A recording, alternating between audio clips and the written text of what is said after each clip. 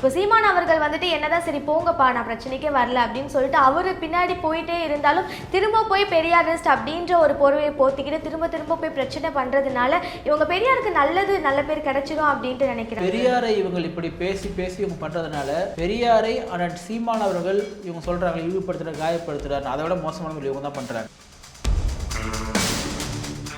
பெரியார் படத்துல பெரியார் உனக்கு செருப்பு வீசுவாங்க, இன்னொரு செருப்பு தான் கொடுங்க சொல்லிட்டு வாங்கிட்டு போவார். அப்படிதான் காமிச்சிருக்காங்க படத்துல. நீங்க வந்து செருப்பு எடுத்து வந்து அடிக்கிறீங்க. அண்ணன் வன்னியரசு யாருக்கான குரலாக இருக்கிறார்? நான் எல்லா டிபேட்லையும் பார்த்துட்டேன். திமுகவை விட திமுகவிற்காக வலிமை மிகுந்த பேச்சை கொடுக்கக்கூடிய நபராக தான் வன்னியரசு இருக்காரு. அம்பேத்கர் வழியில் இருக்கிறன்னா உங்களுடைய திராவிட முன்னேற்ற கழகம் இத்தனை வருஷமா தொடங்கப்பட்டிருக்கு. 50 வருஷத்துல உன்னால் ஒரு தலித்து முதலமைச்சராக்க முடியல. அப்புறம் என்ன நீ பெரியார் வழியில் இருக்கிற, நீ என்ன அம்பேத்கர் வழியில் வந்திருக்கிற? அப்போ இதை பேசுவதற்கான அடிப்படை தார்மீக உரிமையை தகுதியே உங்களுக்கு முதல் கிடையாது. ரொம்ப பட்டவர்த்தனமாக திமுக அவங்களுக்கு ஃபண்ட் பண்ணுது. இப்போ நீங்கள் இந்த பென் போன்ற அமைப்புகளும் சரி, இல்லை இந்த திமுகவை ஆதரித்து பேசக்கூடிய பல யூடியூப் சேனல்கள் வியூஸ் போலியோ மாதம் 5 லட்சம் 3 லட்சம் கொடுத்து நீ நடத்தினி நோக்கம் என்ன அப்படின்னா திமுகவை எவன்லாம் கார்னர் பண்ணுறானோ அவங்களாம் நீங்கள் வந்து இழிவுபடுத்துறது. 5000 ரூபாய் பணம் கொடுத்ததை முதல் ஆளா அண்ணன் திரும்ப வாழ்த்துறாரு. ஆனா அண்ணன் திரும்ப என்ன சொல்றாரு, 5000 ரூபாய் கொடுத்தது வந்து பாராட்டி பேசுறாரு. தமிழ்நாட்டில இருந்து அப்படியே வந்து இவங்க அப்படியே முத்துவேல் கருணாநிதி ஸ்டாலின் அவர்களுடைய ஆட்சியில SC/ST மக்கள்லாம் வந்து செழிப்பா இருக்கணுன்றதுக்காக அவர் ஒதுக்குற நிதி கிடையாது.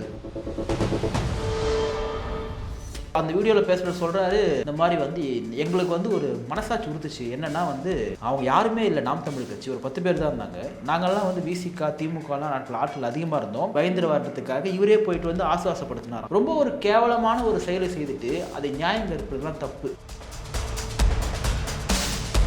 This video is presented by BMC. Desktop and laptops for your office at wholesale price. All in one place. FT politics நேயர்களுக்கு வணக்கம். இன்னைக்கு நம்ம கூட journalist and advocate Pratap sir இருக்கார். அவர் கூட பேசுவோம். வணக்கம் சார். வணக்கம். எப்படி இருக்கீங்க? நல்லா இருக்கு சார். இந்த திராவிட கழகம் விசஸ் NTK இந்த பிரச்சனை வந்துட்டு முடியவே முடியாதா? பகை எங்கே தான் போய் ஸ்டாப் ஆகும் அப்படின்ட்டு தான் எல்லாரும் கேட்டுட்டு இருக்காங்க. இந்தியா கிளிட்ஸ் அந்த இஷ்யூ பார்த்துருப்பீங்க. இந்த மாதிரியான செயல்பாடுகளை பார்க்குறப்போ உங்களுக்கு என்ன தோணுது? நமக்கு என்ன தோணுதுன்னா, தமிழ்நாட்டின் அரசியல் எவ்வளோ கேவலமாக இருக்குன்றதான் முதல்ல தோணுது. ஏன்னா இந்த திராவிட இயக்கம் இருக்கு இல்லையா, ஆரம்பத்தில் நான் சொல்கிற திராவிட இயக்கம் என்பது அண்ணா காலத்துக்கு முன்பான திராவிட இயக்கம்.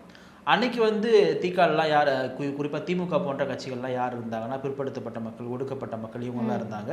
காங்கிரஸ் கட்சியை பார்த்தீங்கன்னா அது வந்து ஒரு மேம்பட்ட சமூகம் அல்லது பண்ணையார்கள், மிராசர்கள் இப்படியர்களுக்கான கட்சி சொல்லிட்டு காங்கிரஸ் இருந்துச்சு.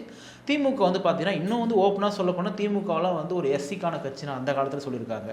ஏன்னா வந்து மிக முக்கியமான ஆளுமைகள்லாம் இருந்திருக்காங்க. உங்களுக்கு தெரியுமான்னு தெரியல, சத்தியவாணி முத்து என்கின்ற ஒரு அமைச்சர், அவங்களாம் திமுகவில் கருணாநிதி அவர்களுக்கு முன்பாக சீனியராக இருந்த ஒரு நபர், சென்னையில் இருந்த ஒரு நபர் சத்தியவாணி முத்து. பின்பு அவங்க பார்த்தீங்கன்னா திரு கருணாநிதி அவர்கள் அவங்களுக்கு எதிராக பண்ண துரோகத்தில் கருணாநிதி அவர்கள் வந்து பார்த்தீங்கன்னா சத்தியவாணி முத்து அவர்களுக்கு பெரிதும் இடம் கொடுக்காம அந்த அம்மையாரை வந்து புறக்கணிக்கிறாரு. அதனால் அந்த அம்மையார் வந்து வெளியே போகிறாங்க. ஸோ இந்த இஷ்யூ நான் தொடர்ந்து பேசுகிறது நினைவு விட்டுக்குது, ஏன்றதை நான் சொல்கிறேன் உங்களுக்கு. இப்போ இந்த இஷ்யூ இருக்கு இல்லையா, நீங்கள் வந்து செருப்பு தூக்கி அடிக்கக்கூடிய அந்த இஷ்யூ இருக்கு இல்லையா, இது ஒரு கேவலமான மோசமான ஒரு செயல். அந்த செருப்பு எடுத்து அடித்த நபர் கொடுத்த வீடியோ விளக்கத்தை நான் பார்த்தேன். நான் கட்டுப்பாடு தான் இருந்தேன், பயங்கரமாக நான் கையை கட்டிட்டு உட்காந்துட்டு இருந்தேன். நான் அங்கே எழுந்து போகிறவங்களால நான் உட்கார வச்சேன். நான் அதையும் மீறி தமிழ் மொழியை வந்து பெரியார் பேசாத வந்து பேசுனதுனால கோவம் வந்துருச்சு. என் எதிர்ப்பை பதிவு செய்யறதுக்கு நான் வந்து செருப்பு எடுத்து அடித்தேன்னா அப்போ எல்லாரும் அவன் எதிர்ப்பை பதிவு செய்யறதுக்கு என்ன பண்ணலாம், செருப்பு எடுத்து அடிக்கலாமா? இப்போ என் எதிர்ப்பை பதிவு செய்யறதுக்கு அப்போ நான் கத்தி எடுத்து குத்திடலாம், எல்லாம் ஒன்று தானே. என்னோட எதிர்ப்பு நான் பதிவு செய்கிறேன், அப்போ அவங்கவுங்க எதிர்ப்பை வந்து பதிவு செய்தால் வந்து தமிழ்நாடு என்னவாகும்? இது முழுக்க திமுக அரசு அவர்களுக்கு ஆதரவாக இருக்குது. ரொம்ப பட்டவர்த்தனமாக திமுக அவங்களுக்கு ஃபண்ட் பண்ணுது. இப்போ நீங்கள் இந்த பென் போன்ற அமைப்புகளும் சரி, இல்லை இந்த திமுகவை ஆதரித்து பேசக்கூடிய பல யூடியூப் சேனல்கள் வியூஸ் போலியோ மாதம் 5 லட்சம் 3 லட்சம் கொடுத்து நீ நடத்தினி நோக்கம் என்ன அப்படின்னா திமுகவை எவன்லாம் கார்னர் பண்ணுறானோ அவங்களாம் நீங்கள் வந்து இழிவுபடுத்துறது. இப்போ நாம் தமிழ் கட்சி NDK வர்சஸ் என்ன கேட்டீங்க, NDK வர்சஸ் திமுகவா இல்லை திராவிடமா? திராவிட கழகம் தான் சார். திராவிட கழகம். நீங்கள் அதை ரொம்ப சுருக்கிட்டீங்கன்னா திமுக தான் முடிஞ்சிடும். இப்போ நாம் தமிழ் கட்சிக்கு வந்து யார் போட்டி தமிழ்நாட்டில்னா அது வந்து திமுக தான் போட்டி. ஏன்னா அவங்க தான் ஆளுங்கட்சியாக இருக்காங்க. இந்த பக்கம் விஜயும் வந்து எனக்கு திமுகவுக்கு போட்டின்றாரு. நீங்கள் எதிர்கட்சி ரீதியாக அதிமுக வந்து போட்டின்னு சொல்லுது. ஆனால் நீங்கள் சித்தாந்த ரீதியாக தமிழ்நாட்டில் பார்த்தீங்கன்னா 2 சித்தாந்தம் தான் போட்டி, ஒன்று தமிழ் தேசியமா ஒன்று திராவிடமா. ஏன்னு கேட்டால் விஜயுமே தன்னை திராவிட கட்சி தான் அறிவிச்சிட்டாரு. அதிமுக திராவிட கட்சி, திமுக திராவிட கட்சி. கம்யூனிஸ்ட் VCKலாம் வேற கொள்கைகள் இருந்தாலுமே கூட அவங்க இன்னைக்கு திமுகவுக்கு முட்டு கொடுக்குறாங்க. ஏன்னா இந்த வார்த்தையை ரொம்ப நான் பயன்படுத்துகிறேன், முட்டு தான் கொடுக்குறாங்க. எல்லாத்துக்கும் முட்டு கொடுக்கக்கூடிய கூட்டணி கட்சிகள் வந்து தங்களுக்கான தனி சித்தாந்தம் பேசுவதற்கான தார்மீக உரிமையை அவங்க இழந்துடுறாங்க. உதாரணத்துக்கு பெண்களுக்கு வந்து 5000 ரூபாய் பணம் கொடுக்குறாங்க. 5000 ரூபாய் பணம் கொடுத்ததை முதல் ஆளா அண்ணன் திருமா வாழ்த்துறாரு. இப்ப நான்லாம் அண்ணன் திருமாவை பெரிதும் மதிக்கக்கூடிய ஒரு நபர். அண்ணன் திருமா முதலமைச்சராகனு சொல்லிட்டு ஆசைப்படக்கூடிய நபர். நான் வெளிப்படையா சொல்றது எனக்கு வந்து தயக்கமும் கிடையாது. ஆனா அண்ணன் திருமா என்ன சொல்றாரு, 5000 ரூபாய் கொடுத்தது வந்து பாராட்டி பேசுறாரு. அந்த 5000 ரூபாய் பணம் எங்கிருந்து எடுத்து கொடுக்கப்பட்டிருக்கலாம்? பெரும்பான்மையாக SC ST மக்களுக்கு ஒதுக்கப்படுகிற நிதி. அந்த நிதி ஒன்றும் தமிழ்நாட்டு நிதி கிடையாது. தமிழ்நாட்டிலிருந்து அப்படியே வந்து இவங்க அப்படியே முத்துவேல் கருணாநிதி ஸ்டாலின் அவர்களுடைய ஆட்சியில SC ST மக்கள்லாம் வந்து செழிப்பா இருக்கணுன்றதுக்காக அவர் ஒதுக்குற நிதி கிடையாது. ஒன்றிய அரசு கொடுக்கக்கூடிய ஒரு நிதி. ஒவ்வொரு வருஷமும் நாட் ஒன்லி திமுக அதிமுக இருந்தாலுமே சரி, இவங்க இந்த நிதியை முழுமையா பயன்படுத்துறது கிடையாது. SC ST மக்களுக்கு ஒதுக்கப்பட்ட நிதியை கல்வி கடனாகவோ வேலைவாய்ப்பு கடனாகவோ எதுக்குமே பயன்படுத்த கிடையாது. முடிஞ்ச அளவுக்கு எதனா ஒன்று, உதாரணத்துக்கு சமத்துவபுரம் இருக்கு இல்லையா, திரு கருணாநிதி கட்டின சமத்துவபுரம் அப்படி இன்னைக்கும் பல தலித் இன்டலெக்சுவல் பார்த்தீங்கன்னா ஸ்லாகிப்பாங்க. எவ்வளோ பெரிய முக்கியமான விஷயம் தெரியுமா சமத்துவபுரம், வாழ்த்துக்கள் தான். ஆனால் நிதி வந்து SC ST மக்களுக்காக இந்த இருக்கப்பட்ட நிதி என்று இன்றைக்கும் சொல்லப்படுகின்றது. இப்படி இந்த தமிழ்நாடு அரசு கொடுக்கக்கூடிய லேப்டாப் முதற்கொண்டு எல்லா விஷயங்களுக்கான நிதி எங்கேருந்து எடுக்கப்படுதுன்னா அது பெரும்பான்மையாக SC ST மக்களுக்கு ஒதுக்கப்பட்ட நிதியிலிருந்து தான் எடுக்கப்படுது. இப்போ நாம் தமிழர் கட்சி வந்து பேசுற கருத்து உங்களுக்கு பிடிக்கலையா, என்ன பண்ணணும்? அதிகபட்சமா என்ன பண்ண முடியும் ஜனநாயக நாட்டில்? நீங்க அவங்க மேல வழக்கு தொடுக்கணும். அது மட்டுமே தான் உங்களுக்கு ஒரு டெஃபமேஷன். அதுதான் உங்களுக்கான இருக்கக்கூடிய அதிகபட்ச ஒரு உரிமை. அதை விட்டுட்டு அடிப்பான் அப்படின்னா, நான் ஒரு பேச்சு சொல்றேன், எனக்கு நல்லா தெரியும். திராவிட கழகத்துல ஊர் ஒருத்தரோடு கிடையாது. நாம் தமிழ் கட்சியில் ஒவ்வொரு ஊர்ல 10 பேர் இருக்கிறாங்க. அப்ப எல்லாரும் இறங்கி அடிச்சா என்ன ஆகும்? நான் வந்து வன்முறையா பேசல, நான் சொல்றேன். திராவிட கழகத்துல ஆள் இருக்காங்களா? விஜய் கட்சியில வந்து இளைஞர்கள் இருக்காங்க, விசிகால இளைஞர் இருக்காங்க. மற்றபடி பார்த்தீங்கன்னா நாம் தமிழ் கட்சியில் தான் இளைஞர்கள் இருப்பாங்க. உங்களுக்கு கம்யூனிஸ்ட்லையோ திமுகவிலையோ காங்கிரஸோ இளைஞர்கள்லாம் கிடையாது. அதெல்லாம் வயசானவங்க யாருனா இருப்பாங்க, இல்லை வசதி படிச்சவங்க யாருனா இருப்பாங்க. தவிர சரி நீ செருப்பு எடுத்து அடிச்சுட்ட, திருப்பி அடிக்கிறதுக்கு எவ்வளோ நேரம் ஆகும்? அங்கே அந்த வீடியோவில் பேசுகிற சொல்கிறாரு, இந்த மாதிரி வந்து எங்களுக்கு வந்து ஒரு மனசாட்சி உறுத்துச்சு. என்னென்னா வந்து அவங்க யாருமே இல்லை, நாம் தமிழ் கட்சி ஒரு 10 பேர் தான் இருந்தாங்க. நாங்கள்லாம் வந்து விசிகா திமுகலாம் நாட்கள் ஆட்கள் அதிகமாக இருந்தோம். சரி அவர் பயந்துருவார், யார் ஸ்ரீதர் அண்ணன் வந்து பயந்துருவார்ன்றதுக்காக இவரே போயிட்டு வந்து ஆசுவாசப்படுத்தினாராம். ரொம்ப ஒரு கேவலமான ஒரு செயலை செய்துட்டு அதை நியாயம் கற்பிறதுலாம் தப்பு.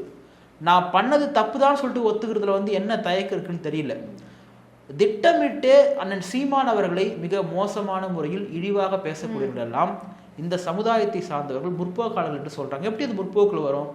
ஒருத்தருடைய பிறப்பை வைத்து நீ குருமூர்த்தி பிறந்தவனு பேசுறாரு ஒருத்தர், தமிழ்நாட்டினுடைய மிக முக்கியமான தலைவர். அப்போ இத்தனை வருஷமா நீங்க பண்ணது எல்லாமே அந்த ஒரு சொல்லே வந்து முடிஞ்சிருச்சு. அப்போ வந்து உங்க அம்மாவை திருப்பி கேட்கலாமா? அது யாரை சொல்றாரு? குருமூர்த்திக்கு பிறந்தவனா நீ யாரை சொல்ற? நீ இது ஒரு தலைவர் பேசுற பேச்சா? 24/7 அண்ணன் சீமானை எதிர்ப்பது மட்டுமே வந்து வேலையை வச்சிருக்காங்க. அப்பப்போ திரு விஜயுமே எதிர்க்கிறாங்க. இங்க ஏன் அண்ணன் சீமானையும் நாம் தமிழ் கட்சியும் எதிர்க்கிறாங்க அப்படின்னா, நாம் தமிழ் கட்சியின் வளர்ச்சி என்பது அது இவங்க இத்தனை ஆண்டு காலமாக போற்றி பாதுகாக்கின்ற அந்த பெரியாரியம் திராவிடம் இதற்கெல்லாம் மிகப்பெரிய ஒரு தடையா இருக்கு.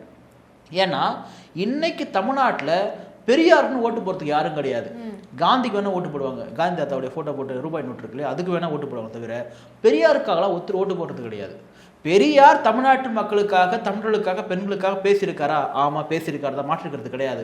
ஆனா பெரியார் மட்டும்தான் பேசினார் என்று சொன்னால் அப்போ மீதி பேர்லாம் என்ன பண்ணாங்க?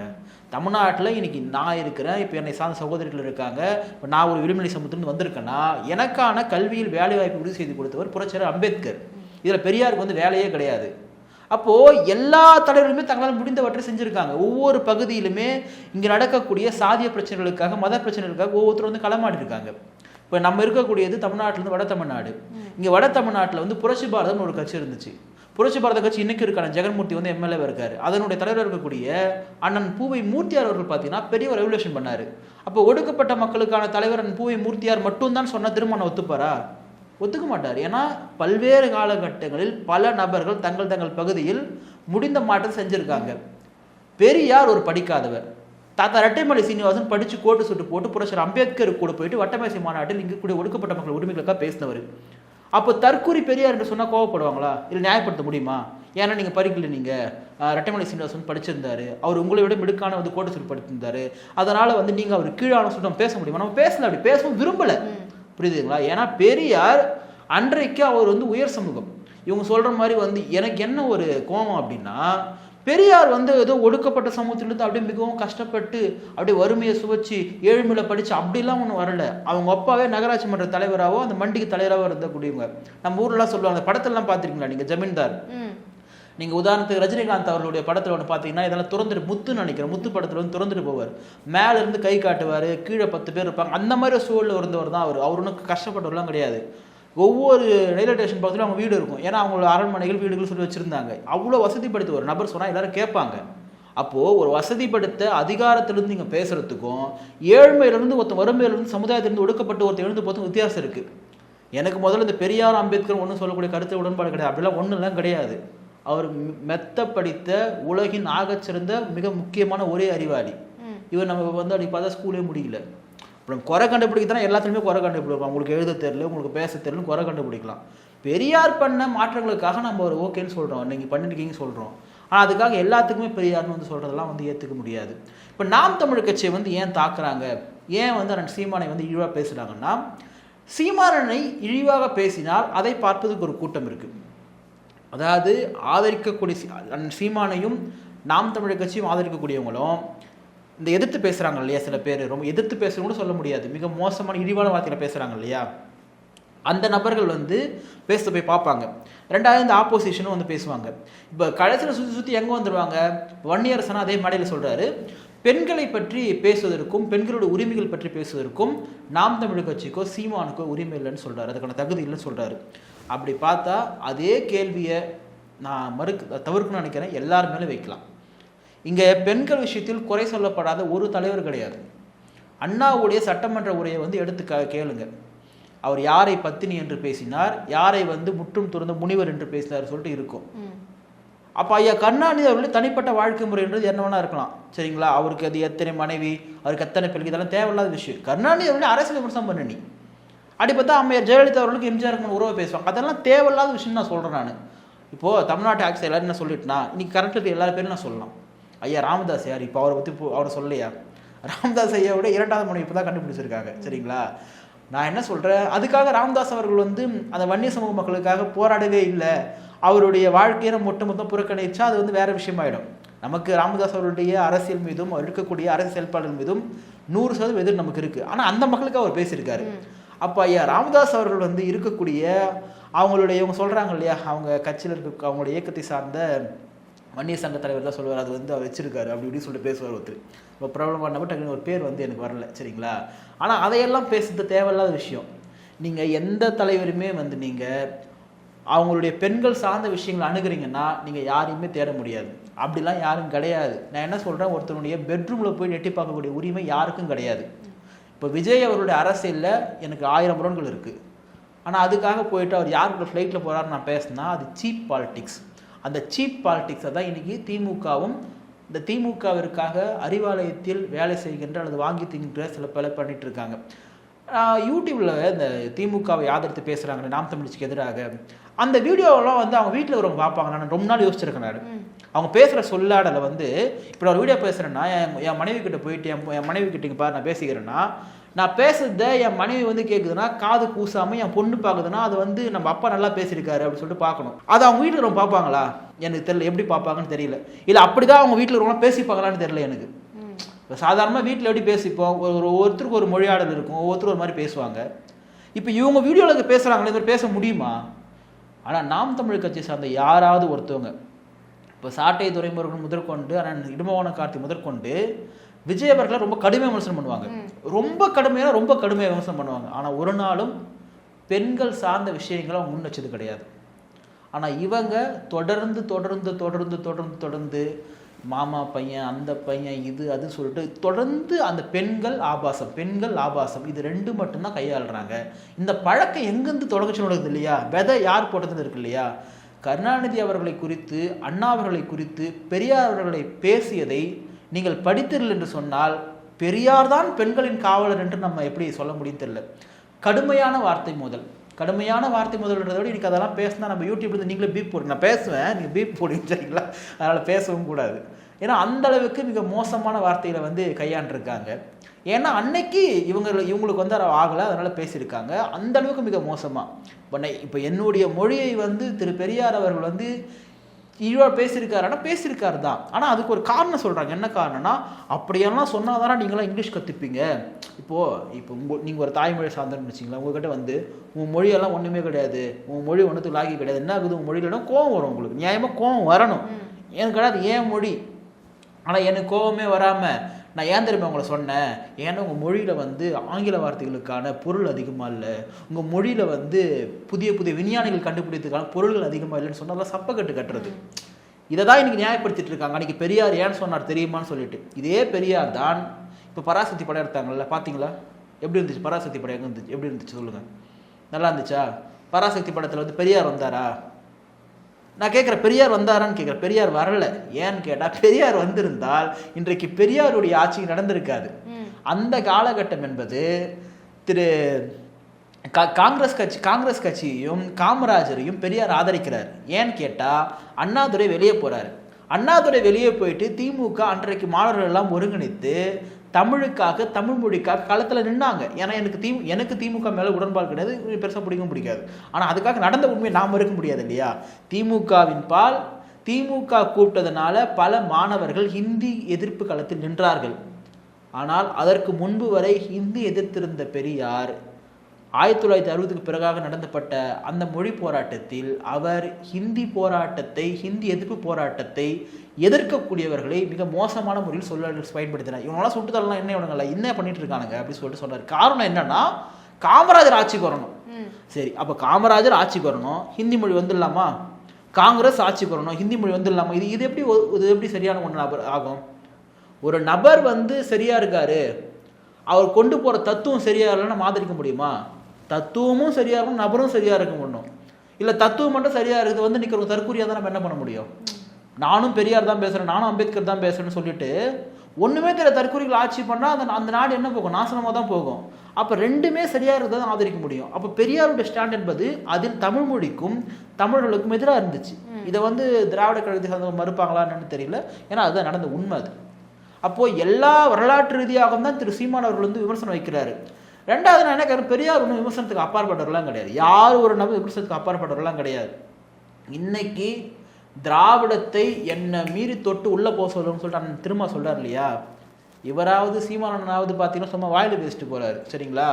தாய்மண் பத்திரிகையில பெரியார் மீது வைக்கக்கூடிய விமர்சனங்களை அண்ணன் ரவிக்குமார் அவர்களும் தாய்மண் பத்திரிகை விசிகாவுடைய பத்திரிகை கட்டுரையா அறிக்கையா பெரியாருக்கு எதிராக எழுதுனது விசிகா, அண்ணன் ரவிக்குமார், அண்ணன் திருமா. அப்போ நீங்க பண்ணா மட்டும் அது சரி, புதுசா வந்து பண்ணா தப்பாது. இவராவது வாயில தான் பேசுறாரு, அவங்க வந்து எழுதி வச்சிருக்காங்க. அப்போ இதை தான் அண்ணன் சீமான் அவர்கள் பண்றாரு. ஒரு வரலாற்று திரிவை மாற்ற வேண்டியது, இப்போ நீங்க ஒரு ஆட்சி மாற்றத்தை முன்னெடுக்கிறீங்கன்னா, நாம் தமிழ் கட்சி வெறும் ஆட்சி மாற்றத்தை முன்னெடுத்துல, அவங்க ஒட்டுமொத்தமாக அடிப்படை மாற்றம் செய்யறாங்க. அப்போ பண்பாட்டு ரீதியாக, அரசியல் ரீதியாக எல்லாத்தையும் மாற்றம் செய்யறப்போ வரலாற்றையும் மாற்றம் செய்ய வேண்டிய அவசியம் இருக்கிறது. இப்போ நான் வந்து அடிப்படையில் பார்த்தீங்கன்னா, நான் வந்து ஸ்கூலில் வந்து நான் வரலாறு படித்தேன். நான் வந்து என் ஸ்கூல்லேருந்து எல்லா டீச்சரும் ரொம்ப க்ளோஸாக பழகக்கூடிய நபர். எனக்கு சுதந்திரம் ஏன் சீக்கிரமாக கொடுத்தாங்கன்றது என் வரலாற்று ஆசிரியர் ஒரு உண்மை சொன்னார். அதை கேட்டு நான் ஷாக் ஆகிட்டேன், என்னடா இவ்வளோ சீப்பாக நடந்திருக்காங்கன்னு சொல்லிட்டு. ஏன்னா ஒரு உண்மை வரலாறு என்பதை முழுசாக சொல்றவும் முடியாது. அதுக்காக வரலாறு நமக்கு தெரியும் பொழுது அதை மாற்றாமல் இருக்க முடியாது. இப்போ காந்தி அவர்களே எல்லாரும் கொண்டாடுறாங்க இல்லையா? எனக்கு காந்தி மீது மிகப்பெரிய ஒரு வெறுப்புணர்வே இருக்குது. நான் வெறுப்புணர்வு இருக்குன்னு சொல்கிறேன். எனக்கு கேட்டால் அம்பேத்கருக்கு நேர் எதிராக இருந்ததுக்காக. அப்போ உங்களுக்கு எல்லா வரலாறுமே வந்து மாற்றப்படுது. இப்போ சொல்லலையா, சாவர்கர் வந்து குல்புல் பறவையில் ஏதோ பறந்தாரு சொல்லிட்டு சொல்கிறாங்க இல்லையா? அதெல்லாம் நகைச்சுவையாக கூட இருக்கலாம். ஏன்னு கேட்டால் அவன் அதிகாரத்துக்கு வரும்பொழுது அதை மாற்றுறான். அப்போ நாம் தமிழ் கட்சி அதிகாரத்துக்கு வரும்பொழுது தமிழர்களுக்கான வரலாற்றையும் உண்மையான தமிழர் வரலாற்றையும் உண்மையாக தமிழ் மொழிக்கு யாரெல்லாம் வந்து பாடுபட்டார்கள் என்பதை சொல்ல விரும்புகிறாங்க. அண்ணன் திருமாவர்கள் அண்ணன் சீமானையும் விஜயும் பார்த்தீங்கன்னா ஆர்எஸ்எஸ் பிஜேபி பெற்றெடுத்த குழந்தை அப்படின்ட்டாரு. ஆனால் அதே அண்ணன் சீமான் யாரெல்லாம் பெரியார் என்பது எனக்கு பெரியார் எங்கள் அண்ணன் திருமா, ஏன்னா அவருடைய உழைப்பும் அவருடைய அர்ப்பணிப்பும் தியாகமும் மிகப்பெரியது. அதை நான் இன்னைக்கும் நான் மறுக்க மாட்டேன். தமிழ்நாட்டில் 24 மணி நேரம் முழிக்கக்கூடிய ஒரு மிக முக்கியமான தலைவர் அண்ணன் திருமா தான். அவருக்கும் தனிப்பட்ட சுகபோக வாழ்க்கைலாம் கிடையாது.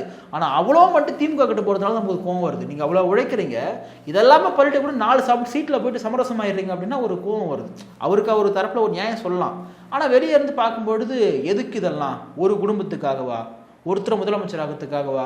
அடுத்து இன்பநிதிய முதலமைச்சராக நான் சாக மாட்டேன்னு சொல்லிட்டு எம்எல்ஏ காத்துட்டு இருக்காரு. இவங்களெல்லாம் பார்க்கறதுக்காக பண்ணிட்டு இருக்காங்க. இது என்னை பொறுத்த வரைக்கும் பார்த்தீங்கன்னா ஒரு வாரிசு அரசியலையும் ஊழல் அரசியலையும் சாதி அரசியலை ஊக்குவிக்கின்ற அரசியலையும் ஆதரிப்பவர்களும் அயோக்கியர்கள் தான். ஒரு நாளும் மாட்டுக்கிறது கிடையாது. இப்போ நான் வந்து முதல் முறையாக ஓட்டு போட்ட என்னுடைய ஓட்டு என்பது பார்த்தீங்கன்னா மக்கள் நல கூட்டணி ஓட்டு போட. அப்போ தான் எனக்கு வந்து முதல் முறையாக வந்து ஓட்டுரிமை வந்து கிடைக்கப்பட்டுச்சு. மக்கள் நல கூட்டணி விஜயகாந்த் வந்து வேட்பாளர். இப்போ எனக்கெல்லாம் நான் வந்து சாதியத்திற்கு ரொம்ப கடுமையான நபர். என்னுடைய பகுதியில் பார்த்தீங்கன்னா இன்னும் வேட்பாளர் பேர் பின்னாடி நாயுடு தான் வரும். இருந்தாலும் நான் ஓட்டு போடுவேன். ஏன்னு கேட்டால் ஒரு மாற்றம் வரணும், அண்ணன் திரும்ப இருக்காரு, யாரோ ஒருத்தர் வர போகிறாங்க, ஒரு கூட்டம் ஓட்டு போட்டேன் நான். ஆனால் அதன் பிறகாக நான் ஒரு நாளும் திராவிட கட்சியில் ஓட்டு போட்டதே கிடையாது. ஏன்னு கேட்டால் என்னுடைய மனசாட்சிப்படி நான் ஓட்டு போகிற கேண்டிடேட் என்பவர் அவர் ஒரு சரியான நபராக இருக்கணும். இப்போ நான் ஓட்டு போட்டால் தான் உனக்கு முதலமைச்சர் வர போகிறேன்னு கிடையாது. ஆனால் என்னுடைய மனசாட்சி எனக்கு வந்து உறுத்தும். நான் போடக்கூடிய ஒரு ஓட்டு என்பது எனக்கே எப்படி உறுத்துதுன்னா, அண்ணன் சிறுமா சொன்னால் இத்தனை பேர் ஓட்டு போடுறாங்க இல்லையா, கம்யூனிஸ்ட் கட்சியும் குறைந்தபட்சம் பேர் இருக்காங்க இல்லையா. அப்போ இவங்கெல்லாம் எதன் அடிப்படையில் இந்த திமுக போன்ற கட்சியில் ஆதரிக்கிறாங்கிறத நமக்கு புரியல.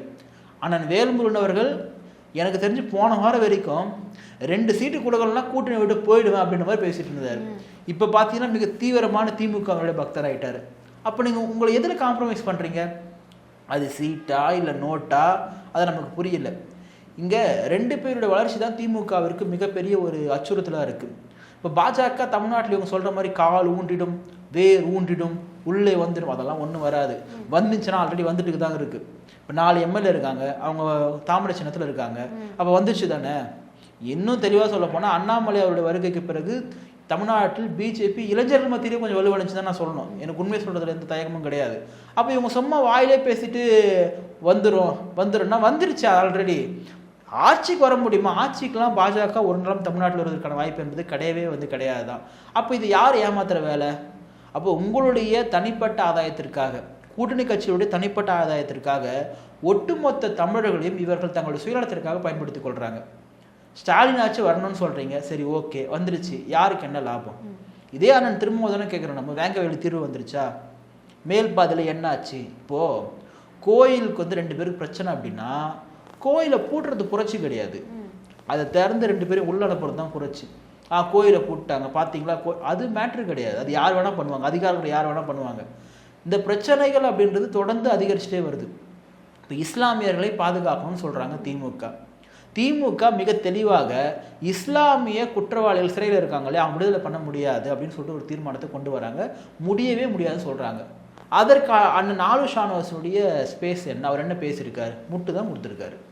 அப்போது இந்த இஸ்லாமிய கட்சிகளாக இருக்கட்டும் அல்லது தலித் கட்சிகளாக இருக்கட்டும் இவங்களெல்லாம் திமுகவிற்கு வந்து ஆதரவின் மூலமாக தங்களுடைய சுயநலத்திற்காக இவர்கள் மக்களை பலிக்காடாகிறாங்க, தங்கள் நம்புகின்ற மக்களை வந்து பலிக்காடாக்குறாங்க.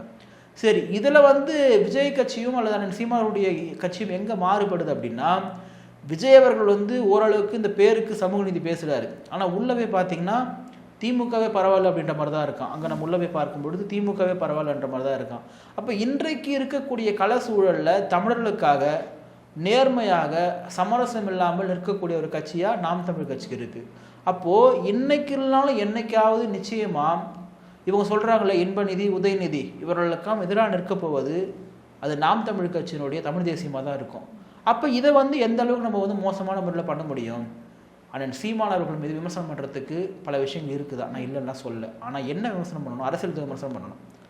அவர் வந்து அவருக்கும் அவர்கள் வழக்கு கொடுத்தாங்க இல்லையா, அந்த வழக்கு எடுத்துக்கிறது இது சம்மந்தமான வழக்கா? இது சீமானவர்கள் போடக்கூடிய மாநாடு விமர்சனம் பண்ணுங்க, அவர் பேசக்கூடிய பேச்சு விமர்சனம் பண்ணுங்க. அதை விட்டுட்டு வந்து ஒரு தனிப்பட்ட நடிகை வைக்கக்கூடியதை நீங்கள் இதை ஏன் நான் உள்ளே கொண்டு வரேன் அப்படின்னா, இந்த யூடியூபர் தான் தொடர்ந்து தொடர்ந்து தொடர்ந்து தொடர்ந்து தொடர்ந்து அந்த நடிகை கிட்ட பேசுறது, அதை எடுத்து போடுறது, இதையே பண்ணிட்டு இருந்தாங்க. அப்படி பண்ணால் இங்கே பல முதலமைச்சர்கள் பேரே பல பேரில் அடிபட்டிருக்கு, பல பேர் நியூஸ் பேப்பர்லேயே வந்திருக்கு. அப்போ அதை எடுத்து போடலாமா? எத்தனையோ ஊடகங்கள் செய்திகள் இருக்குது. இது ரொம்ப அருவருப்பான ஒரு பாலிடிக்ஸ். நீங்கள் ஒரு ஆணை வந்து ஒரு மோசமான மனிதன்னு சொல்லி சித்தரிக்கணும் அப்படின்னா ஒரு பெண்ணோட தொடர்புபடுத்தி பேசிட்டீங்கன்னா முடிஞ்சு போச்சு. அதே தான் பெண்களுக்கும் இந்த ஆயுதத்தை வந்து கையில் எடுப்பாங்க. அது அரசியல் இன்னைக்கு ரொம்ப கடுமையாக எடுத்துட்டு இருக்காங்க. சார், இப்போ இன்னைக்கு நடந்த விஷயம் அப்படின்றது வந்துட்டு முன்னாடியே வந்துட்டு ப்ரீ பிளான் பண்ணி நடந்த மாதிரி இருக்குது சார். ஏன்னா வன்னியரசு அவர்களுக்கு வந்துட்டு பெரியார் பற்றி பேச வேண்டிய தேவை அப்படின்றது அங்கே கிடையாது. அந்த இடத்துக்கு இந்த யூடியூபர் வந்திருக்காரு அப்படின்றதே ஃபர்ஸ்ட் வந்துட்டு ஒரு டவுட்டை தான் ஏற்படுத்துச்சு. அண்ட் அவர் தொடர்ச்சியாக வந்துட்டு சீமான் அவர்களை பற்றி பேசுறதும், அவரோட மனைவியை பற்றி பேசுறதும், அம்மாவை பற்றி பேசுறதும், தொடர்ந்து அவங்களோட ஃபேமிலியில் இருக்க எல்லாரையும் இழுத்து அவர் வந்துட்டு பேசி வீடியோ வெளியிட்டு தான் இருக்காரு. இப்போ சீமான் அவர்கள் வந்துட்டு என்னதான் சரி போங்கப்பா நான் பிரச்சனைக்கே வரல அப்படின்னு சொல்லிட்டு அவர் பின்னாடி போயிட்டே இருந்தாலும் திரும்ப போய் பெரியாரிஸ்ட் அப்படின்ற ஒரு போர்வையை போத்திக்கிட்டு திரும்ப போய் பிரச்சனை பண்றதுனால இவங்க பெரியாருக்கு நல்ல பேர் கிடைச்சிடும் அப்படின்ட்டு நினைக்கிறாங்களா? பெரியாரை இவங்க இப்படி பேசி இவங்க பண்றதுனால பெரியாரை அண்ணன் சீமான் அவர்கள் இவங்க சொல்றாங்க இழிவுபடுத்துற காயப்படுத்துறாரு, அதை விட மோசமான இவங்க தான் பண்றாங்க. எனக்கு தெரிஞ்சு பெரியாருடைய படத்துல பார்த்தா, நான் படிக்கல, பெரியார் படத்துல பெரியார் உனக்கு செருப்பு வீசுவாங்க, இன்னொரு செருப்பு தான் கொடுங்க சொல்லிட்டு வாங்கிட்டு போவார். அப்படிதான் காமிச்சிருக்காங்க படத்துல. நீங்க வந்து செருப்பு எடுத்து வந்து அடிக்கிறீங்க. அண்ணன் வன்னியரசு யாருக்கான குரலாக இருக்கிறார்? நான் எல்லா டிபேட்லையும் பார்த்துட்டேன். திமுகவை விட திமுகவிற்காக வலிமை மிகுந்த பேச்சை கொடுக்கக்கூடிய நபராக தான் வன்னியரசு இருக்காரு. பெரியாரை விசிகா தூக்கி சுமக்குன்றது இது தேவையில்லாத ஒரு விஷயம். பெரியார் ஒன்றும் எனக்கு தெரிஞ்சு அப்படியே பட்டியல் மக்களுக்கு ஒன்றும் அப்படியே வாழ்முறை வாங்கி கொடுத்தவர வள்ளலாகவோ இல்லை அவரை வந்து கொண்டு போக வேண்டிய தேவையெல்லாம் கிடையாது. ஏன்னா விசிகா கொண்டு போய் சேர்க்க வேண்டியது புரட்சியாளர் அம்பேத்கரை. எந்த திகா எந்த திராவிட கட்சியாவது பார்த்தீங்கன்னா அம்பேத்கர் வந்து பேசியிருக்காங்களா? பேச மாட்டாங்க. எங்கே பேசுவாங்கன்னா, எங்கன்னா எஸ்சி மக்கள் இருக்காங்கன்னா அங்கே வந்து உட்காந்துக்கிட்டு வந்து அம்பேத்கரும் பெரியார் ரெண்டு நாணயத்தின் பக்கங்கள், நாங்களும் அம்பேத்கர் வழியில் தான் இருக்கிறோம். என்ன வழியில் இருக்கிறேன்? அம்பேத்கர் வழியில் இருக்கிறேன்னா உங்களுடைய திராவிட முன்னேற்ற கழகம் இத்தனை வருஷமா தொடங்கப்பட்டிருக்கு, 50 வருஷத்துல உன்னால் ஒரு தலித்து முதலமைச்சராக்க முடியல, அப்புறம் என்ன நீ பெரியார் வழியில் இருக்கிற, நீ என்ன அம்பேத்கர் வழியில் வந்திருக்கிற? அப்போ இதை பேசுவதற்கான அடிப்படை தார்மீக உரிமையை தகுதியே உங்களுக்கு முதல் கிடையாது. வன்னியரசு அண்ணனை பற்றி இப்போ கேட்குறீங்க நீங்கள். அவர் 24/7 அண்ணன் சீமான் அவர்களையும் நாம் தமிழ் கட்சியும் எழுதுறாரு. நாம் தமிழ் கட்சி ஓம் தமிழ் கட்சின்னு சொல்றாரு. மிக மோசமான முறையில் அந்த பொறிக்கு இந்த பொறிக்குன்னு சொல்றாரு. இவர் சொல்றதுனால தான் வன்னியரசு அவர்களை நாம் தமிழ் கட்சி பேசுறாங்க. ஏன்னா அண்ணன் சீமான் அவர்கள் தொடர்ந்து இப்போ நீங்க இந்த திராவிட கட்சிகளை விமர்சனம் பண்றீங்களா, தேசிய கட்சி விமர்சனம் அதோடு நிறுத்திங்க. நமக்குள்ள இருக்கிற மற்ற கட்சி விமர்சனம் பண்ணாதீங்க, அது தேவை கிடையாது. லாஸ்ட்டாக ஒரு ஸ்டேட்மெண்ட் சொன்னார் 1 வீக் முன்னாடி, ஒரு மாதத்துக்கு முன்னாடி, நீங்கள் தாவேக்கா விமர்சனம் பண்ணாதீங்க, ஏன் டார்கெட் வந்து விஜய் கிடையாது, விஜய் எதிர்க்கிறதுக்கான அரசியலுக்கு வந்திருக்குன்னு கேட்குறாரு. ஆனால் இப்போது விசிகாவை சார்ந்தவர்களை நாம் தமிழ் கட்சி சார்ந்தவங்க விமர்சனம் பண்ணுறாங்க தான். ஆனால் அதுக்கு யார் காரணம்? அண்ணன் திருமாவர்களை குறித்து இழிவாக நாம் தமிழ் கட்சியில் யாராவது பேசுகிறான்னு விமர்சனம் பண்ணலாம். விமர்சனம் இவங்க பண்ணிட்டு அப்புறம் அண்ணன் திருமாவை வந்து விமர்சனம் பண்ணுறது தப்புன்னு சொன்னால் அது எப்படி ஏற்படுதா இருக்கட்டும். நான் கல் எரிஞ்சிருவேன், நீ வாங்கிட்டு போனால் யாரும் வாங்கிட்டு போக மாட்டாங்க, அதை விட பெரிய கல் எடுத்து அடிப்பாங்க. ஏன்னா அதான் தற்காப்பு. நீ தொடர்ந்து அடிச்சுட்டு இந்த வாங்கினா இருப்பாங்க. அப்போ இந்த வேலையை தொடர்ந்து வந்து பண்ணுறாங்க. இப்போ விசிகாவும் ஒரு புறம் இன்றைக்கு முழுக்க திமுகவோட வாய்ஸாக மாறிட்டாங்க. திமுக ஃபன் பண்ணக்கூடிய இந்த மாதிரி யூடியூபர்ஸ் அல்லது இவங்களுடைய சேனல்கள், ஊடகவியலாளர்கள், எனக்கு தெரிஞ்சு தமிழ்நாட்டில் வந்து இந்த ஊடகவியலாளர்கள் யார், அரசியல் விமர்சகர்கள் யார், திமுக சார்ந்தவர்கள் யாருன்னு கன்ஃபியூஸாக இருக்குது எனக்கு. நம்ம டிபேட் பார்க்கும்பொழுது என்னடா அரசியல் விமர்சனம் போடுறாங்க, முழுக்க திமுக பேசுகிறாரு, மூத்த பத்திரிகையாளர் பேசுகிறாரு, முட்டு கொடுப்பாரு வந்து திமுகவுக்கு. அப்போது இவங்க முழுக்க பெய்டு தான். நான் பத்திரிகையாளர்கள் வந்து காசு வாங்கிட்டு பேச தப்புலாம் சொல்ல, அவங்களுக்கு அதுதான் வேலை, நீங்கள் வாங்கிட்டு பேசுங்க. ஆனால் வந்து திமுகவை சார்ந்தவரால் நீங்கள் பேசுங்க, பத்திரிகையாளராக பேசாதீங்க. நீங்கள் பத்திரிகையாளராக பேசுனா ரெண்டு பக்கம் பார்க்கணும் இல்லையா? பத்திரிகையாளராக இருந்துட்டு நான் வந்து திமுகவுக்கு முட்டு மட்டும் தான் கொடுப்பேன் அப்படின்னா எப்படி? அது ஸ்டாலின் ஆட்சி தொடர வேண்டும் பேசக்கூடிய எப்படி பத்திரிகையாளர் இருக்க முடியும்? இப்போ நான் சொல்கிறேன், இப்போ நான் வந்து திராவிட மாடல் ஆட்சி தொடர வேண்டும் இப்படிக்கு வந்து பிரதாப் பத்திரிகையாளர் சொன்னால் அது எப்படி சரியாக இருக்கும்? பிரதாப் திமுகன்னு போட்டால் சரியாக இருக்கும். ஒத்துட்டுக்காரில் நேர்மை சீக்கிரம் என்ன திமுகவினுடைய சொம்புன்னு சொல்லி நான் அண்டா, அது நேர்மை, அது நான் வாழ்த்துக்கள். ஆனால் அவர் பேரும் பத்திரிகையாளர்னு போடுறாங்க, அது எப்படி நேர்மையாகும்? அப்போது திமுக எல்லா வழியிலுமே பத்திரிகையாளர், அரசியல் விமர்சகர், அதுக்கப்புறம் வந்து ஊடகவியலாளர், இப்படி பல கோணங்களும் தங்களுக்கான ஆட்களை வந்து ஏற்படுத்தி விட்டுருக்காங்க. ஏன்னு கேட்டால் பணம் இருக்குது. இப்போ யூடியூப் சேனல் நீங்கள் வேலை செய்கிறீங்க, உங்களுக்கு தெரியும் பெண் யாரும் கொடுக்குறது இல்லையா? நீங்கள் சொல்லுங்கள், நான் பொய் சொல்கிறேன்னு நினைக்க மாட்டாங்களா? பெண் யாரும் கொடுக்குறது இல்லையா? கொடுக்குறாங்க. பெண்ணுடைய கட்டுப்பாட்டில் இருக்குது. மெயின் ஸ்ட்ரீம் மீடியாவில் என்ன டிபேட் போகணும், யார் கெஸ்ட்டாக வரணும், யார் ஆங்கராக உட்காரணும்னு சொல்கிற அளவுக்கு இருக்காங்க. நான் இந்த தமிழ் நியூஸ் தமிழ் 24/7 ஒரு சேனல் இருக்கு இல்லையா, இப்போ நெல்சன் கூட ஒர்க் பண்ணுறாரு. அந்த சேனலில் வந்து இன்னொரு ஆங்கரே வந்து அவரை கிண்டல் பண்ணாங்க. அந்த வீடியோ ரொம்ப வைரல் ஆச்சு. என்ன நெல்சன், நான் கடைசி வரைக்கும் நான் கேட்ட கேள்வி பதிலே சொல்லாமல் நீங்கள் கடந்து போயிட்டேன், அவர் எப்படி பத்திரிகையாளர் ஆவார்? திமுகவை காப்பாற்றக்கூடியவர்கள் திமுகவினுடைய கொள்கை பரப்பு செயலாளராக இருக்கலாம். திமுகவினுடைய இப்போ நிறைய வச்சிருக்காங்க போஸ்டிங், கொள்கை பரப்பு செயலாளர்கள், செய்தி தொடர்பு, இப்படி வாங்கிட்டு போயிடலாம். அப்படிலாம் கிடையாது. நான் பத்திரிகையாளர் சொல்லிட்டு திமுக இருக்கிறது எப்படி சரியாக இருக்கும்? விமர்சனன்றது வைக்கலாம். விமர்சகர்னு சொல்லிட்டு உட்காரவங்க கூட பார்த்தீங்கன்னா எல்லாத்தையும் விமர்சனம் அணுகிட்டு போயிடுவாங்க. ஆனால் இவங்கள மாதிரி முட்டு கொடுக்குறவங்களால தான் மிகப்பெரிய பிரச்சனையாக இருக்குது. யூடியூபர்ஸ் வந்து முட்டு கொடுக்குறாங்க, விமர்சகர்கள் சொல்லிட்டு முட்டு கொடுக்குறாங்க, கடைசியில் பெண்ணை கொடுக்கக்கூடிய அந்த பணத்தை வந்து வாங்கிட்டு போயிடுறாங்க. சார், இப்போ சீமான் அவர்கள் வந்துட்டு காரைக்குடியில் நிற்க போகிறதா ஒரு நியூஸ் வருது சார். ஒருவேளை அங்கே நிற்கிறாரு அப்படின்னா வெற்றி வந்துட்டு எந்த அளவுக்கு இருக்கும்னு நினைக்கிறீங்க? இல்லை, காரைக்குடியில் அண்ணன் சீமான் போட்டியிட போகின்றார். நாளைக்கு அது அதிகாரப்பூர்வமாக அறிவிக்கிறாங்க. அப்படி போட்டியிடும் பொழுது அண்ணன் சீமான் நிச்சயமாக பெருவாரியான வாக்கு வித்தியாசத்தில் ஜெயிப்பார். ஏன்னா அந்த தொகுதி பார்த்தீங்கன்னா இங்கே இருக்கக்கூடிய திராவிட கட்சிகளுக்கோ சாதகமான தொகுதிகளோ கிடையாது. அது பெரும்பாலும் வந்து தேசிய கட்சியில் இருக்கக்கூடிய ஒரு தொகுதி தான். அந்த இடத்துல நாம் தமிழ் கட்சி வலுவாக இருக்குது. காரைக்குடியில் வந்து நாம் தமிழ் கட்சி வலுவாக இருக்குது. அப்போ அண்ணன் சீமான் நிச்சயமாக அங்கே தான் போட்டியிடுறாரு. அது நாளைக்கு தான் அஃபிஷியலாக வந்து அறிவிப்பாங்க. நிச்சயமாக அண்ணன் சீமான் பெருவாரியான வாக்கு வித்தியாசத்தில் ஜெயிப்பார் தான். நாம் தமிழ் கட்சியில் எத்தனை பேர் ஜெயிப்பாங்க, யார் உள்ளே போவாங்க எனக்கு தெரியாது. ஆனால் அண்ணன் சீமான் ஜெயிப்பார் அப்படின்றத நான் ரொம்ப உறுதியாக நம்புகிறேன். சார், இன்னொரு பக்கம் என்ன சொல்கிறாங்கன்னா, சீமான் அவர்களோட ஓட் பர்சன்டேஜை வந்துட்டு விஜயால் அது வந்துட்டு குறையும் அப்படின்ட்டு சொல்கிறாங்க. அதுக்கு வாய்ப்பு இருக்கா சார்? சீமானனுடைய ஓட் பர்சன்டேஜ் யாராலையும் குறையாது. ஏன்னா சீமானால அது அதிகரிக்கும். நாம் தமிழ் கட்சி ஓட்டு போகிறவங்கன்றவங்க வந்து ரசிகர்களோ இல்லை வந்து ஒரு குறிப்பிட்ட கட்சியில் வெறுப்பாளர்களோ கிடையாது. நாம் தமிழ் கட்சி ஓட்டு போகிறாங்க, அவங்க ஒரு அரசியல் மாற்றத்தை விரும்பக்கூடியவங்க. நாம் தமிழ் கட்சி ஒன்றும் திரு விஜயகாந்த் அவர்கள் போல் போட்டிட்டோடனே 9 விழுக்காடு 10 விழுக்காடு எடுக்கல. ஏன்னு கேட்டால் அவர் விஜயகாந்த் ஒரு ரசிகர் கூட்டம் இருந்துச்சு, ஒரு பெரிய செலிபிரிட்டி, அவர் விஜயகாந்துக்காக ஓட்டு போட கூட்டம் இருந்துச்சு. நாம் தமிழ் கட்சி 1 விழுக்காட்டில் தான் ஆரம்பிக்கிறாங்க. 1லிருந்து படிப்படியாக வளர்ந்து நீ கெட்டு விழுந்துருக்குன்னா அப்போ அந்த அரசியல் புரிதல் அதிகரித்து வந்திருக்கு. விஜய் அவர்களுடைய வருகையினால் நாம் தமிழ் கட்சிக்கு ஓட்டு வந்து குறைஞ்சிடும் அப்படின்னா அப்போ நான் இப்படி கேட்குறேன், அப்போ விஜய் அவர்கள் வந்து இதுக்கு முன்னாடி அவங்க ரசிகர்லாம் ஓட்டு போட்டிருப்பாங்கல்ல, அப்போ அந்த அளவுக்கு தான் இந்த முறை விஜய் அவர்களுக்கு ஓட்டு விடுமா? நாம் தமிழ் கட்சி நீங்கள் சொல்கிற மாதிரியே ஏற்றுக்கிறேம்மா நான்.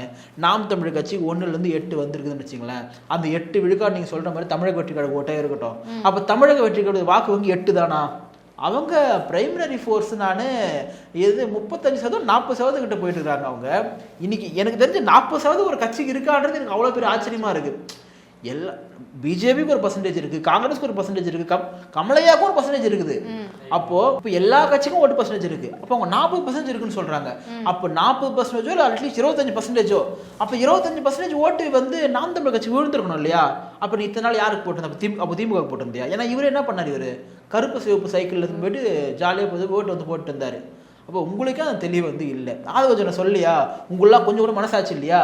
நான் உங்களுக்கு தானே ஓட்டு போட்டேன், எங்கள் தலைவர் உங்களுக்கு தானே ஓட்டு போட்டார், மனசாட்சியில் நடந்திருக்குன்னு சொல்லிட்டு கேட்குறாரு.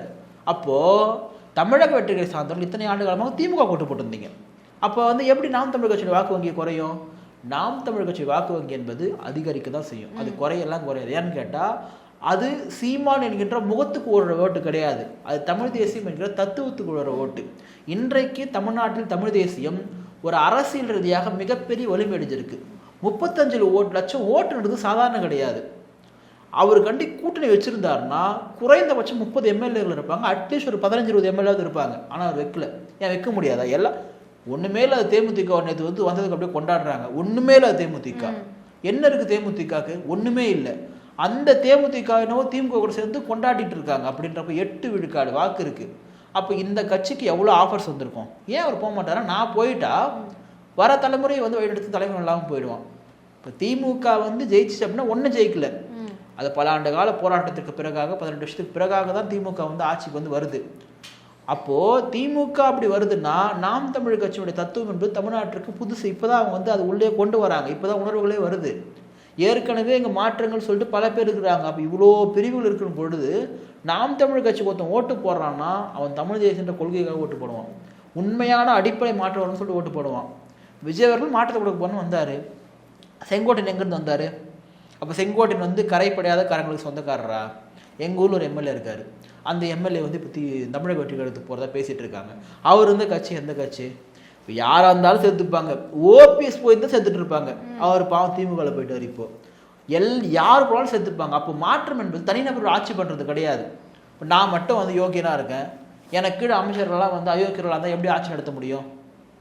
அவங்க ஆல்ரெடி பழக்கப்பட்டவங்க தான். அப்போ மாற்றம் என்பது ஒரு அப்பழுக்கற்ற அரசியலாக இருக்கணும்.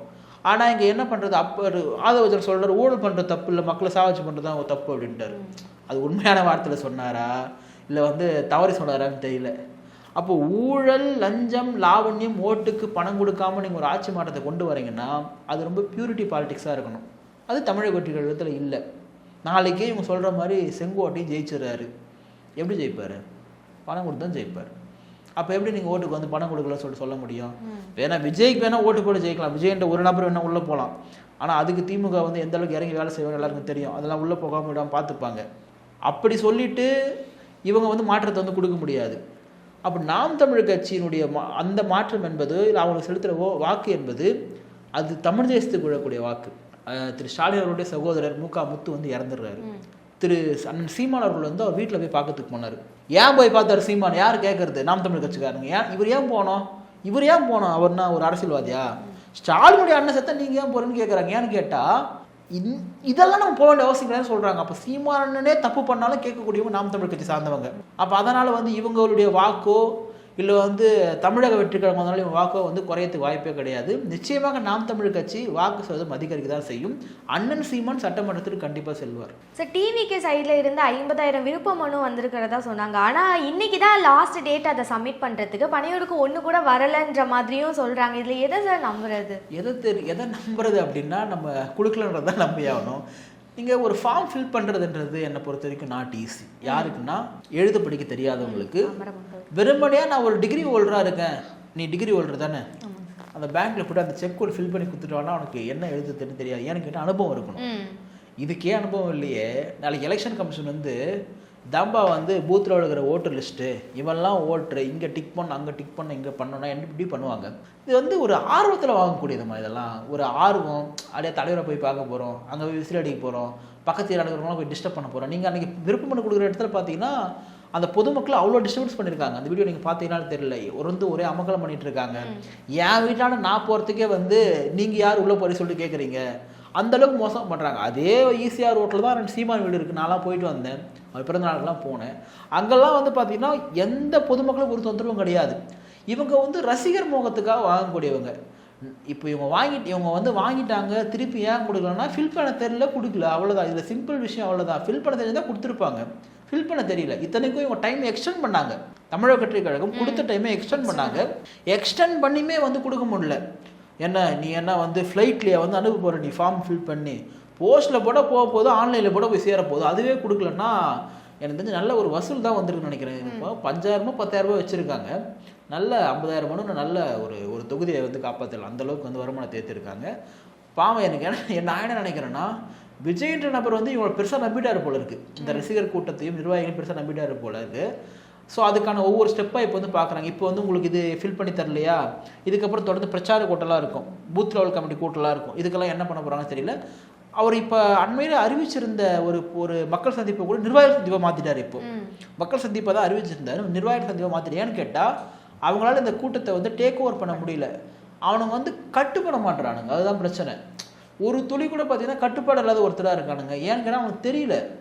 ஒரு ரசிகர் மனப்பான்மையே இருக்கிறாங்களே தவிர ஒரு என்ன சொல்கிறது, இந்த 2K கிட்ஸை தவிர இப்போ ஜென்சி கிட்ஸ் போயிட்டு இருக்காங்க. அந்த லெவலில் வந்து இருக்கிறாங்க. ஓட்டு ஐடி இருக்கிற கூட தெரியல. தலைவர் முதலமைச்சர் எப்படி ஆவார்? தலைவர் முதலமைச்சர் அவ்வளோதான். எப்படி ஆவார்னு சொல்லிட்டு தெரியல. ஒரு பெரும் நம்பிக்கை வந்து வச்சுருக்காங்க. அந்த நம்பிக்கையை 2027 அவங்களே பார்ப்பாங்க, நம்பிக்கை எந்த அளவுக்கு வந்திருக்கு அப்படின்றது. சார், நியூஸ் சேனல்ஸில் எல்லாத்துலேயுமே அசுர வேகம் எடுத்த விஜய், அது தடபுடலாம் வந்துட்டு கிளம்பிய விஜய்னு எல்லா இடத்துலையும் நியூஸ் சேனல்ஸ்லாம் போட்டிருக்காங்க. ஆனால் விஜய் அவர்களோட சைட்லேருந்து ஏதாவது வருதா அப்படின்னு பார்த்தா போட்டால் பார்க்குறோம் இல்லையா, நீங்கள் பார்க்குறீங்களா எங்களோ அசுர வேகம்னு சொல்லிட்டு, அதுக்காக தான் போடுறாங்க. அதெல்லாம் எந்த ரியாக்ஷனும் கிடையாது. மக்களை சந்திக்கவே மாட்டேன், ஊடகங்களை சந்திக்கவே மாட்டேன் அப்படின்னு சொல்லிட்டு எப்படி தலைவராக இருக்க முடியும்? எனக்கு என்னென்னா, நியூஸ் சேனல்கள் வந்து ஏன் இந்த அளவுக்கு மோசமான முறையில் இறங்கிட்டாங்க? எத்தனையோ தலைவர்கள் இருக்காங்க. யாராவது தலைவர்கள் வந்து வீட்டிலேருந்து கிளம்புவதுலேருந்து எங்கே போகிற லைவ் போடுறாங்களா? போட்டது கிடையாது. பிஜிஎம்லாம் போகிறாங்க, கட்சி பாட்டெலாம் போட்டு பிஜிஎம் போகிறாங்க நியூஸ் சேனல்ஸு. நல்லா வருது போல், இங்கே பெண்ணுன்ற மாதிரி அங்கே வந்து வாய்ஸ் ஆஃப் பண்ணது வருது போல் அப்படின்ற மாதிரி தான் சொல்லணும் நம்ம. ஏன்னா அசுர வேகம், இந்த வேகம், அந்த வேகம்னா ஒரு வேகமும் இல்லையே. எல்லாத்துலேயும் ஸ்லோவாக தானே இருக்குது. பிக்கப் எல்லாம், அதாவது லேட் பிக்கப் வந்தால் பிரச்சனை இல்லாமல் இது பிக்கப்பே இல்லாமல் இருக்குது. அப்போ அசுர வேகம்லாம் கிடையாது. எனக்கு தெரிஞ்சு இன்னும் 2 மாதம் இருக்குது, எலெக்ஷனுக்கு இன்னும் 2 மாதம் இருக்குது. நமக்கு வந்து மேல் வந்து ரிசல்ட் அதை சொல்லுவாங்க. 3 மாதம் மிஞ்சி போனால் என்ன ஒரு 5 இடத்துல சந்திப்பாரா? நான் ரொம்ப அதிகமாக சொல்கிறேன் போல இருக்குது. ஒரு 3 இடத்துல சந்திப்பாரா? யார் ஓட்டு போடுவா? இப்போ குறிப்பாக இந்த வட மாவட்ட பகுதிகளுக்கெல்லாம் அந்த இடத்துல அவர் காஞ்சிபுரத்துக்கு போனார் போல். அதுக்கப்புறம் இந்த பக்கம் வரவே இல்லை. அதே போல் தென் மாவட்டங்களும் பெருசாக வந்து போகல. அங்கங்கே எங்கெல்லாம் வந்து பர்மிஷன் கொடுறாங்களோ அங்கெல்லாம் வந்து போயிட்டுருக்காங்க. இன்றைக்கி அந்த கட்சியினுடைய கொள்கை பரப்பு பொதுச் செயலாளர் IRS ஆஃபீஸர் சொல்கிறாரு, எங்களை இன்றைக்கி பாஜக அழுத்தம் கொடுக்குது. இன்றைக்கி தான் அழுத்தம் கொடுக்குறாங்களா? ஜனநாயகன் படம் வந்து ஓடலை, சென்சார் சர்டிஃபிகேட் கொடுக்கல அப்படின்னா முதல்ல யார் பேசணும்? தயாரிப்பாளர், இயக்குனர், நடிகர். நடிகர் பேசினாரா? ஏன் பேசல? அது அவர் தனிப்பட்ட விருப்பம். எது தனிப்பட்ட விருப்பம்? தலைவா பிரச்சனைக்கு ஏங்க போனீங்க? தலைகா பிரச்சனைக்கு வந்து தனிப்பட்ட விருப்பம்னா தலைவர் பிரச்சனைக்கு நீங்கள் ஏன் போனீங்க? உங்கள் ரசிகர் மன்றம் ஏன் எடுத்து வந்து கொடுத்தாங்க? நீங்கள் ஒரு கட்சியின் நான் உள்ளபடியே விஜய் வந்து பாஜக முடக்க நினைக்குதா? ஆமாம் தானே, இல்லைலாம் சொல்லலை.